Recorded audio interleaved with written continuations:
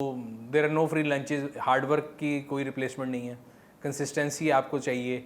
और आपको ये बड़ा क्लियरली मैं बता दूं कि आपको एक सोर्स ऑफ इनकम पे आप रिलाई नहीं करते, आपको मल्टीपल जगह काम करने पड़ते हैं। और उस हार्डवर्क का मतलब ये है, मैं हर एक को एग्जांपल देता हूँ कि मैंने 2012 के बाद कोई संडे भी ऑफ नहीं लिया। सो बीन 12 साल हो चुके हैं, कोई हॉलीडे नहीं है, कोई संडे ऑफ नहीं है। आप 7 दिन हफ्ते में काम करेंगे तब काम चलेगा। गोश्त का कारोबार भी आपने किया? जी सर। और क्या क्या कारोबार करते हैं? काफ़ी काम किए सर मैंने। सबसे पहले मुझे याद है कि क्योंकि पार्क व्हील्स जब हो रहा था तो park wheels until 2021 was not in green, it was not making any profit. तो आपको घर का किचन भी चलाना है, अपने खर्चे भी चलाने हैं, तो उसके लिए आप मल्टीपल काम करते हैं। फैमिली का बिजनेस है, इलेक्ट्रॉनिक्स का, इंपोर्ट का, वो भी किया।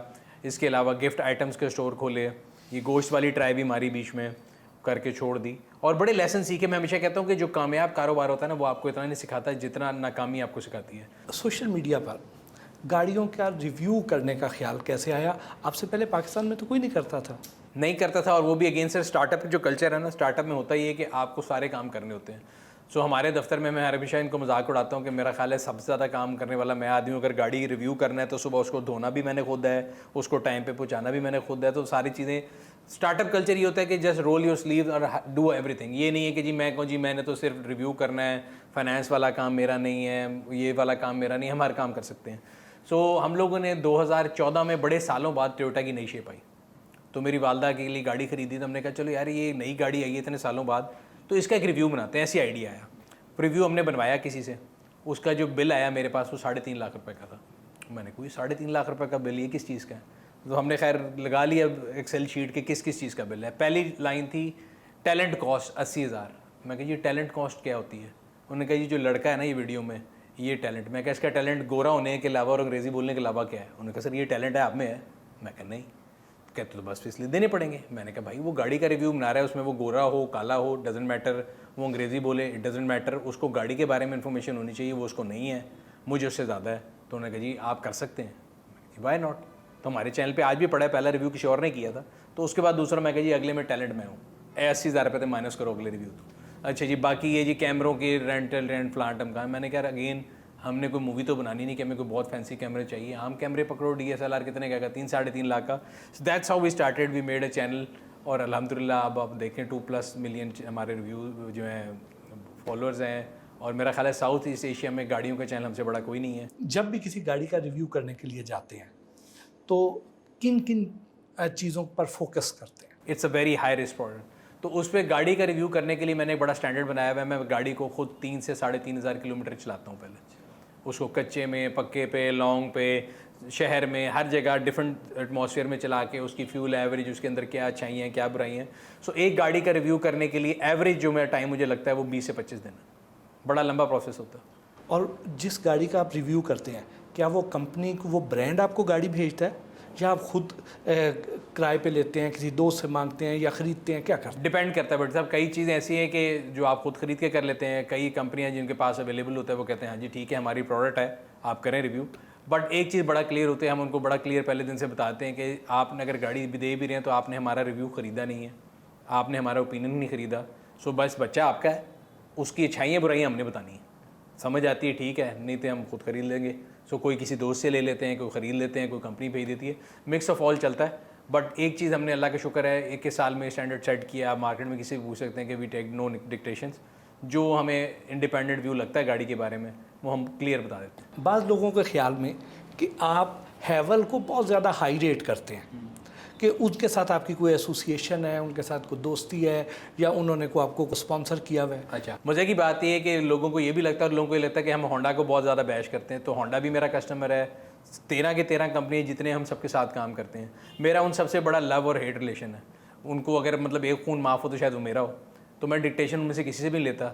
सो जब किसी की गाड़ी की अच्छाई करो वो खुश हो जाता है, जब बुराई करो तो वो कहते हैं जी दूसरे ने कहा है तो कर रहे हैं। सो इसलिए मतलब मैं उस बारे में इतना को ख़ास वो नहीं करता। बाकी हैवल का अगर ताल्लुक है, मुझे लगता है कि बड़े अरसे बाद एक ऐसी कंपनी आई थी जिसने मार्केट को डिसरप्ट किया। और एक जो मार्केट में एक कॉन्सेप्ट था कि चाइनीज़ चीज़ शायद जो है ना, मतलब हमारे मुल्क में कहते थे ओरिजिनल वर्सेस आर्टिफिशियल की जगह चाइना लिख दो। तो अब अगर आप देखें 3-4 साल हो गए मार्केट में, इस टाइम पे मार्केट में अगर आप देखें तो वाहिद गाड़ी है जो प्रीमियम पे या बराबर बिक रही है, बाकी सब नीचे बिक रही हैं। मुझे लगता है कि it's true value to money. और उनका सिर्फ एक वेरिएंट, ये नहीं कि उनकी सारी प्रोडक्ट, उनकी H6 जो थी गाड़ी वो मुझे बड़ी पसंद थी। इस तरह होंडा सोनाटा मुझे लगता है बड़ी अच्छी गाड़ी है, ट्रू वैल्यू टू मनी है, तो उसकी वजह से है। बाकी ना तो मेरे पास हैवल का कोई शेयर है, ना उनका शेयर 40 से 1400 पे चला गया, मुझे कोई फ़ायदा नहीं है। मेरी एक बड़ी सिंपल सी पॉलिसी है कि सर जो चीज़ अच्छी है उसके बारे में क्लियरली बोलो।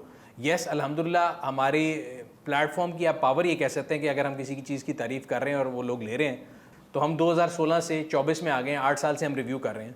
मैं तो लोगों से कहता हूँ कि सर ओपन चैलेंज है, मैं अब करेंगे शेयर लिए या नहीं लिए, गाड़ी तो वहीं पे है ना। तो जो अगर आप 8 साल से मैं रिव्यू कर रहा हूँ, आप मुझे गलती निकाल के बता देंगे जी आपने ये रिव्यू किया था, ये तारीफ़ की थी, ये गलत थी। एक गाड़ी के रिव्यू पर आपका कितना खर्चा आ जाता है, क्योंकि जब आपको उसको 3-4 हज़ार किलोमीटर चलाना भी पड़ता है, उसको आपने उसका पेट्रोल भी ज़ाहिर है डलवाना है, उसका ऑयल भी चेंज कराना है, उसमें कोई वेयर एंड टियर भी हो सकती है। अच्छा, मज़े की बात है कि आज तक किसी भी गाड़ी में नुकसान नहीं हुआ। रीज़न ये था कि पाकिस्तान प्रीडोमिनेटली जो है सप्लाई कंस्ट्रेंट मार्केट थी, ऑन की मार्केट थी। तो होता ये था कि आप गाड़ी लें 0 मीटर, मैंने कभी ज़िंदगी में ऑन नहीं पे किया, ठीक है जी। गाड़ी लें 0 मीटर, उसको चलाएं, उसमें पेट्रोल डलवाएं, टोल पे करें, सारा कुछ समेत वो गाड़ी उस नुकसान नहीं देती थी कभी भी। पहली बात तो ये। और दूसरा ये कि मतलब देखें जिम्मेदारी और उसके लिहाज से बड़ा छोटी कॉस्ट है। क्या कॉस्ट होगी, 4000 किलोमीटर आपने गाड़ी चलानी है, अगर 10 की भी एवरेज दे रही है गाड़ी तो कितना 400 लीटर पेट्रोल खा जाएगी। 400 लीटर पेट्रोल आज के लिहाज से आप लगा लें कितना बनता होगा, 1 लाख का शायद 1,20,000 बन जाएगा अगर वो बहुत मैक्सिमम होगा। बल्कि नहीं 400, मेरी मैथ्स थोड़ी वीक है, 300 रुपये भी अगर लगाएं और 400 हाँ तो इतना ही बनेगा, तो उसके अंदर अंदर हो जाता है। तो उससे ज़्यादा तो आप मतलब यूट्यूब वीडियो से भी कमा सकते हैं, वो तो कोई इशू नहीं। आपकी अपनी ड्रीम कार कौन सी है? ड्रीम कार के बारे में व्हाट्सएप में हर एक को कहता हूँ कि एक ऐसी चीज़ है, मैं ना मतलब मुझे एक लोगों को मैं मजाक करता हूँ तो दोस्तों के मैं सोचता हूँ यार ये गाड़ी अल्लाह मियाँ मिल जाए।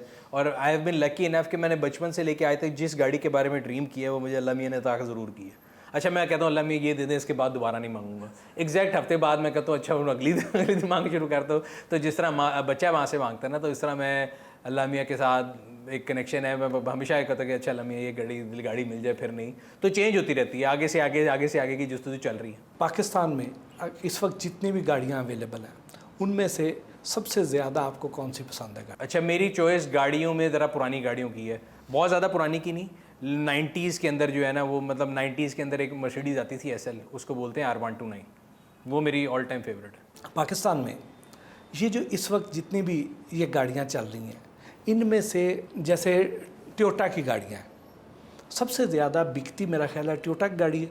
रिलायबिलिटी के हवाले से क्राउन कार टोयोटा कहते हैं। सर अगर नंबर के लिहाज से देखेंगे तो सबसे ज़्यादा यूनिट अगर बिकते होंगे तो वो सुजुकी के होंगे, बिकॉज एंट्री लेवल कार है, 660 सीसी कार है। मैं कहता हूँ पहले मेहरान थी, अब ऑल्टो पाकिस्तान की नेशनल कार है। अगर उसके बाद अगर आप वैल्यू वाइज देखें तो यस टोयोटा की होंगी।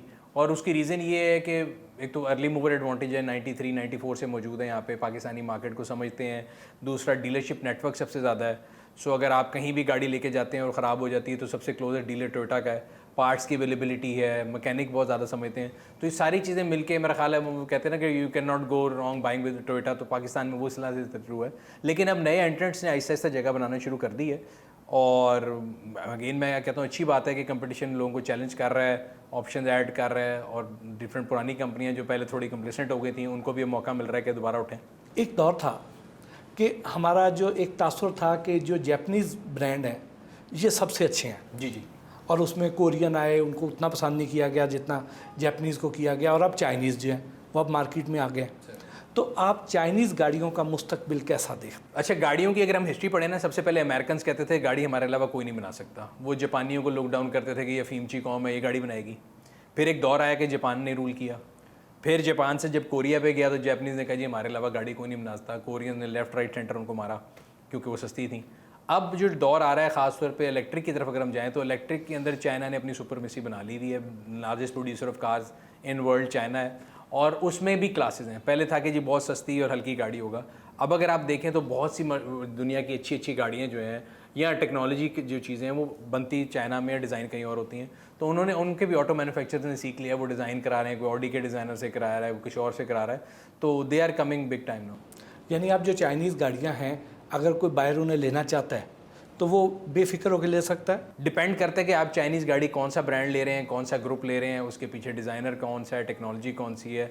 सो यस अभी भी उनके पास ऐसी प्रोडक्ट मौजूद हैं जो बड़ी हल्की क्वालिटी की हैं और प्रीमियम की भी हैं। तो वो उर्दू में कहते हैं ना, जितना गुड़ पाओगे उतना मीठा हो जाएगा, पंजाबी में कहते हैं, उर्दू में कह रहा हूँ।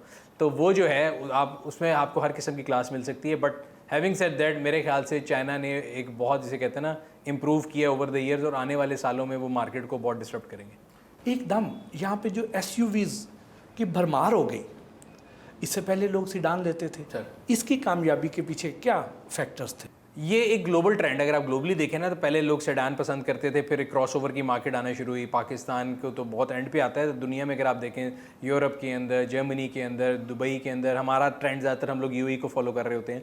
तो उन सब में भी अगर आप देखें, ग्लोबली एक डिमांड जो है ना SUV की ज़रूर शुरू हुई थी।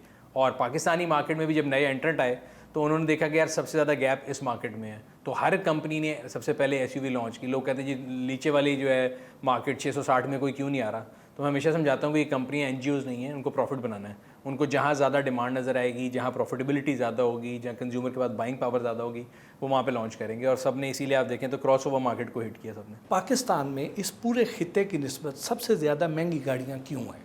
सर, बिल वास्ता और बिला वास्ता सबसे ज़्यादा टैक्स भी इस खित्ते में ही है।